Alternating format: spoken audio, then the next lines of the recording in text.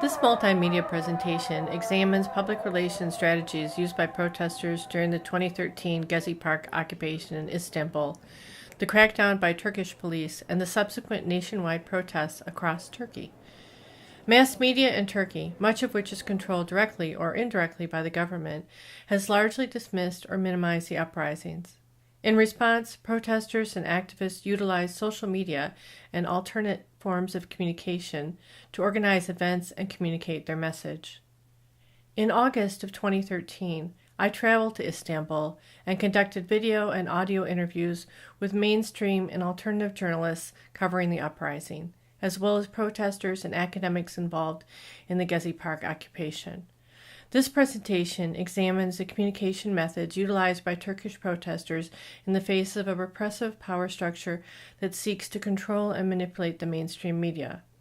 I argue that activists have employed key components of successful public relation campaigns: controlled media, uncontrolled media, and events, utilizing tactics that are more traditionally associated with organizational PR to advance their cause and forge networks of communication that circumvent government control and undermine the government's attempt to frame the protesters as extremists and their movement as influenced by foreign elements. It is only in the last 20 years that public relations researchers and theorists have begun to consider the role of activists as something other than obstacles to successful public relations campaigns. Writing on her study of grassroots activism in Victoria, Australia, Kristen Demetrius, author of Public Relations, Activism, and Social Change, Speaking Up, states that activist campaigns, quote, show that new communication practices and approaches are emerging, seemingly undescribed in public relations literature, end quote. Timothy Coombs and S.J. Holliday likewise point out in their co-authored book, It's Not Just PR, Public Relations in Society, that while public relations was recognized as a component of the U.S. civil rights movement in the 1960s, it was not until the 1990s that researchers recognized that activists were utilizing public relation tactics and not just threatening social and economic stability. The occupation of Gezi Park in the summer of 2013 began when a small group of environmental activists tried to preserve the park from plans, backed by the government, to turn the public space into a shopping mall and a replica of Ottoman barracks that occupied the site in the early 20th century. Activists initially used Twitter hashtag Ayagakalk, which means stand up. An initial festival in April 2013 attracted several thousand activists and resulted in no clashes between protesters and police. But the following month, a similar occupation of the park became a sensation after two images showing aggressive police response were posted to social media and YouTube and went viral. The first was an image of an unarmed woman in a red dress being pepper sprayed by police. The second was a video of police burning tents and clearing Gezi Park during the night. The hashtag Dirin Gezi Parke, Resist Gezi Park, was adopted, and Turkish celebrities, musicians, and activists began to call upon their supporters and followers to come to Gezi Park and join the demonstration. Police responded to the growing protests with massive force, sometimes shooting tear gas canisters directly at individuals, which resulted in major injuries and several deaths. So initially on May 31st, for instance, when I was first out in the street with other people trying to come to the park in an act of solidarity against the police attack on the people who were here trying to protect the trees, it was totally shocking, first of all, to see all kinds of people. And that was the first question that we all asked, how did people know about this? How did we all come together? And it was the Twitter. Really, even people who had not been using Twitter very regularly before that, I think on that day they became Twitter addicts, and in the days that followed. Major media outlets in Turkey largely ignored the protests. They did not see themselves on TV. Instead, they saw stupid documentaries and soap operas, nothing.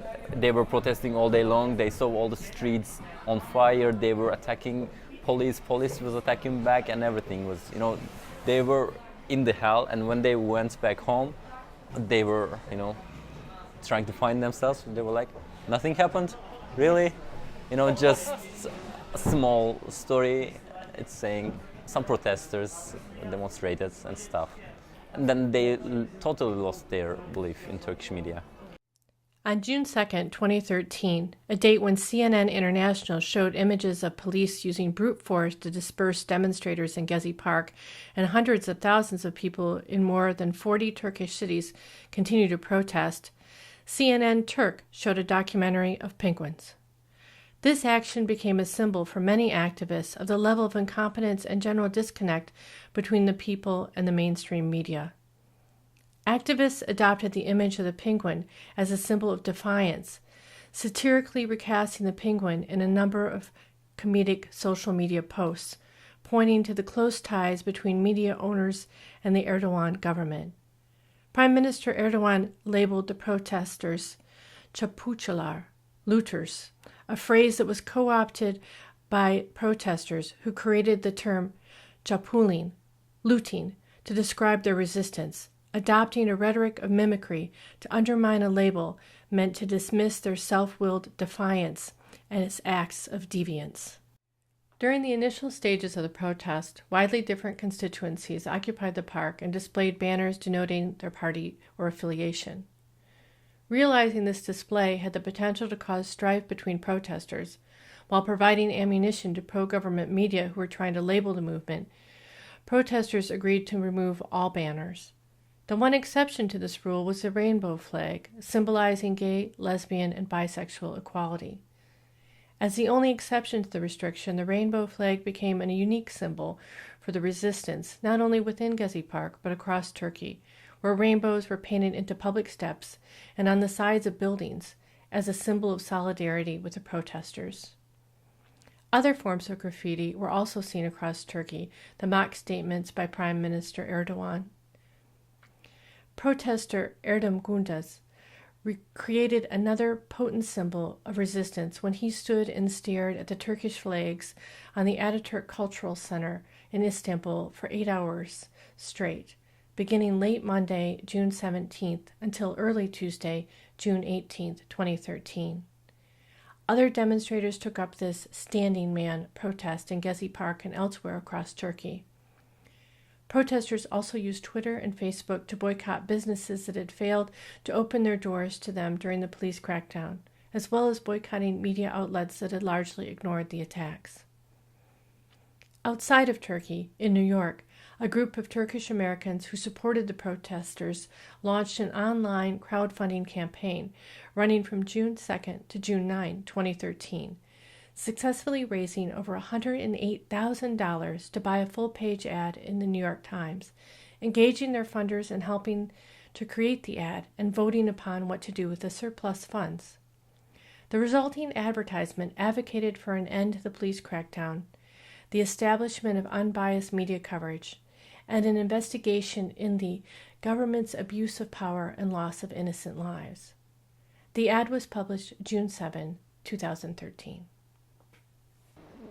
2 weeks later, after the ad, our Ministry of the European Union, Egemen Baş, wrote a story, wrote an article to the New York Times, and it was all lies. Really. I mean, you can write it in New York Times, but if you write it in Turkey, nobody believes you, because everybody saw that. So they are trying to cover their image in most of the way. I mean, even like when they're in the Olympics and talking about the peace, etc., and the people were criticizing them for the police violence. At the same time, in Turkey, there was a police violence going on, and people like guessing and jumping and like kicking or being hitting by bullets, not the plastic bullets. After the Gezi Park occupation was dispersed in June 2013 by a massive police response, activists continued to keep local residents up to date and engaged by holding regular public forums in parks and other public gathering spots across Istanbul and in other Turkish cities. The forums acted as an open debate about the state of affairs in Turkey and featured speakers from different regions and backgrounds who share their perspective and concerns. The forum location and times were communicated and promoted via social media, including the establishment of dedicated Facebook pages. The hashtag During Gezi became a global trending topic, solidifying international support for the Turkish protesters and activists. But what good does it do to gather as a forum or gather the people together in terms of communication? What good does it do? Yeah. First of all, to create a discussion culture. Actually, sometimes we don't know how to discuss. And then we don't respect the other's idea. But it's a culture. It's from the primary school and in the family or something like that.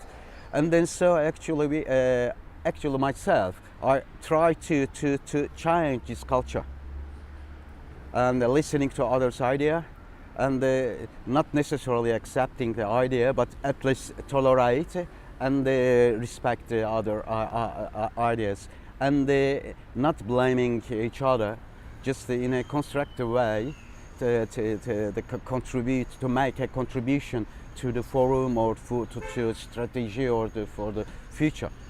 Each death resulting from police attacks has been publicized using social media and public forums to create a martyrdom effect that continues to reinforce the message of the protesters and bolster their cause among a diverse demographic. At a public forum in Göztepe Parki on September 12, 2013 in Istanbul, I witnessed a gathering of more than 130 people of all ages, from families with children to the elderly. Park benches were rearranged in rows facing a makeshift stage area, which featured a banner stating Badat Cedesi Forma, and two Turkish flags, one of which depicted Mustafa Kemal Ataturk. Photos of dead protesters were displayed on the grass and illuminated by candles. Many of those arriving to take part in the night's debate started by walking past the memorial and paying their respects. The evening's discussion was hosted by an MC who explained he'd been elected by the people in attendance during a previous forum. Several people stood and spoke, most standing near where they were seated.